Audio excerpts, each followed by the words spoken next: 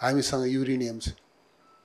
हामीसँग करिब 50 वर्षको आफ्नो चाहिँ आन्तरिक आवश्यकता पूरा गर्न सक्ने एउटै जस्तो अहिले दैलेखको तेल खानीको हामी चाहिँ चर्चा गर्छौँ, तेलको ग्यासको सम्भावनाको चर्चा गर्छौँ। सम्भवतः 50 वर्षको हाम्रो आन्तरिक आवश्यकतालाई पूरा गर्छ। यस हिसाबले हामीसँग धेरै चिज छ। यो धेरै चिजमध्ये कुनै एउटा चिज मात्रै नै सही ढङ्गले सदुपयोग गर्न सक्ने भने हामीले विकसित हुनका निम्ति धेरै अप्ठ्यारो छैन।